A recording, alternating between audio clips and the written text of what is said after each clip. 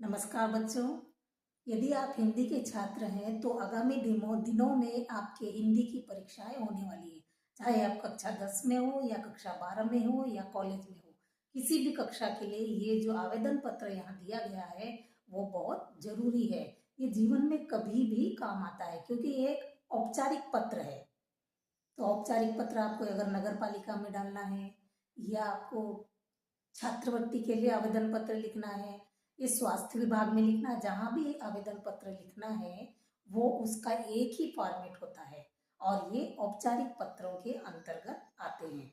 तो आइए हम छुट्टी के लिए आवेदन पत्र सीखते हैं। आप कॉलेज में 12वीं में या 10वीं में जिस भी परीक्षा की तैयारी कर रहे हैं उसके लिए ये बहुत जरूरी है। आइए देखते हैं। तो प्रश्न लिखा रहेगा आपका परीक्षा में कि छुट्टी के लिए आवेदन पत्र लिखो या छात्रवृत्ति के लिए आवेदन पत्र लिखो या डीएम साहब को सफाई के लिए आवेदन पत्र लिखो या नगर पालिका में पत्र लिखो। तो जो प्रश्न आपका लिखा रहेगा उसी में से आपको क्या करना है, विषय छांटना है। तो आइए देखते हैं छुट्टी के लिए आवेदन पत्र। सबसे पहले हम यहाँ लिखेंगे सेवा में, कॉमा लगाएंगे। प्रधान अध्यापक महोदय जी, अगर हम छुट्टी के लिए आवेदन पत्र लिख रहे हैं तो प्रधान अध्यापक को लिखेंगे। छात्रवृत्ति के लिए लिख रहे हैं तो प्रधान अध्यापक को लिखेंगे। सफाई से संबंधित लिखेंगे तो नगर पालिका में लिखेंगे। स्वास्थ्य से संबंधित लिखेंगे तो स्वास्थ्य विभाग में लिखेंगे। ठीक है, तो हम छुट्टी के लिए आवेदन लिख रहे हैं इसलिए प्रधान अध्यापक महोदय जी लिखेंगे और जो भी आपकी शाला है उस शाला का नाम यहाँ आएगा। जिस शाला में आप पढ़ते हैं उसका नाम लिखना है। फिर कौन से शहर में आप रहते हैं वो लिखना है और मध्य प्रदेश आप पिन कोड भी यहाँ डाल सकते हैं। उसके बाद में विषय कौन सा है हमारा, विषय कहाँ से लेंगे, विषय हमारे प्रश्न में से लेंगे। आप प्रश्न क्या है, छुट्टी के लिए आवेदन पत्र लिखो, तो आप विषय में वही डालेंगे, छुट्टी के लिए आवेदन पत्र। महोदय, आप ये फॉर्मेट छोटा सा है, बड़ा सरल सा है, इसको आप याद कर लेना। सविनम्र निवेदन है कि मैं विशाल, अब आपका नाम क्या है वो अपना नाम यहाँ आप लिखेंगे।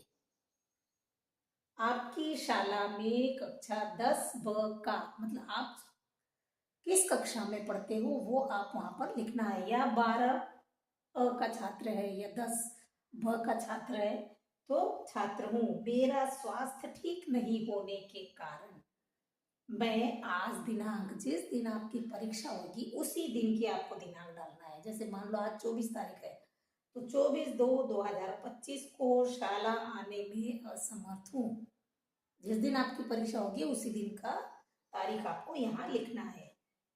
इतना लिखने के बाद में अतः मुझे एक दिन का अवकाश प्रदान करें, छोटा सा है, इसको एक बार याद करो और हर एक आवेदन पत्र में इसी फॉर्मेट को आप लिख सकते हैं। उसके बाद में आखिरी में आप लिखेंगे आपका आज्ञाकारी छात्र, अपना नाम लिखेंगे और आपकी कक्षा लिखेंगे। यहाँ लिखेंगे धन्यवाद और दिनांक लिखेंगे 24 फरवरी 2025। तो दिनांक आप इस तरीके से लिखेंगे, महीने का नाम लिखेंगे। ये क्या था, छुट्टी के लिए आवेदन पत्र, परीक्षा के लिए एक सटीक आवेदन पत्र है ये आप जीवन में जहां भी कहीं पर भी आप लिखना चाहेंगे आवेदन पत्र तो ये हमेशा ही इसी फॉर्मेट से लिखा जाता है और इसे कहते हैं औपचारिक पत्र। अगर आप मौसी को पत्र लिख रहे हैं, किसी को शादी में निमंत्रण दे रहे हैं, भाई को, चाचा को, तो उन पत्रों को अनौपचारिक पत्र कहते हैं। तो उसमें हम सेवा में नहीं लिखेंगे, आदरणीय लिखेंगे, वो हम अलग तरह से आपको बता देंगे, अगले वीडियो में डालेंगे। तो ये छुट्टी के लिए आवेदन पत्र अगर आपको पसंद आया है तो लाइक करो और सब्सक्राइब करो। धन्यवाद।